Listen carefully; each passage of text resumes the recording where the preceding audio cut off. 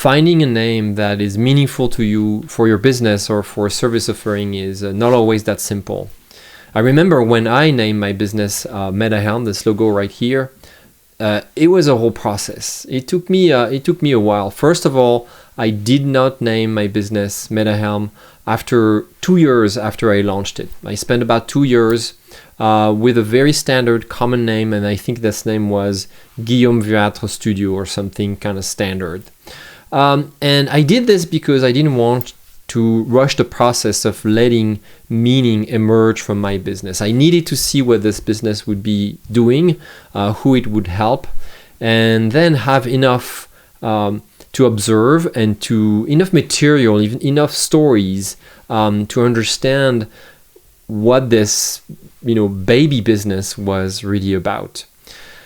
MetaHelm is a name that I found after a very mechanical, defined process that was suggested by somebody I hired, a copywriter that I hired to help me find a name for my business. And she did terrific work. The process was really fun and really professional and very deep and very thorough, very methodical.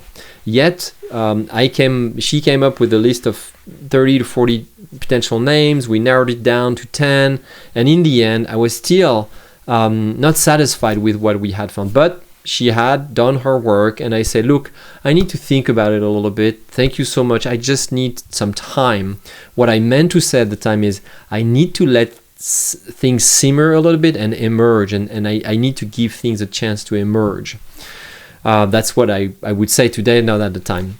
And what I did is that I started reflecting on how other brands came up with their names. So I did research online and started reading the stories of how certain brands, how founders find the name for their companies. And I could find that there is not really a cookie cutter method. There is not really a one and done method.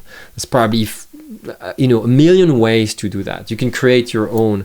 But something that resonated with me is that some founders would almost like leave an even invisible fingerprints on their business name. I remember the story of Adidas.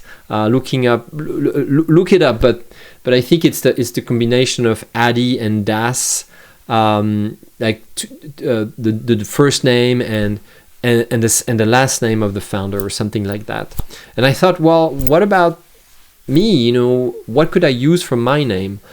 And my name is Guillaume in French, William in English, and Wilhelm in German. And I thought, the sound helm is interesting because it also means what steers a ship, towards a specific direction. And what I do is very much about leadership. Today I guide leaders of professional services to build a business that is not only successful but a business that they love, and I do this by helping them, let their narrative emerge and be really authentic. So I thought this is interesting because it has a bit of my fingerprint, and also it has a meaning for this company. And then I actually tuned into more of the artistic side of my personality, and I am an artist. In case you really want to know. So I thought, I'm just gonna find something that sound cool, that sound interesting, and immediately in that moment, the sound meta came to my mind, and that was way before Facebook decided to rebrand into Meta. That was like a few years before, 2016 exactly. So I combined different options, and I found MetaHelm, and it turns out the name was available online. Nobody had a patent or a trademark with that term. It's a pretty unique name. So I decided to name my business MetaHelm.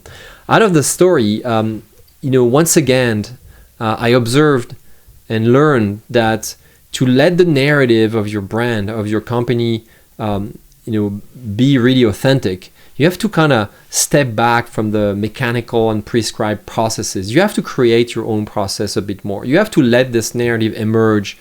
You have to take some distance sometimes and listen to signs and observe signs that may not seem so obvious. You have to travel the roads less traveled, or you have to venture out of the conventions. You have to use your narrative power, which is the ability to defy the norm when the norm is wrong, when you find it wrong, when it's not, the norm is not doing what's helpful.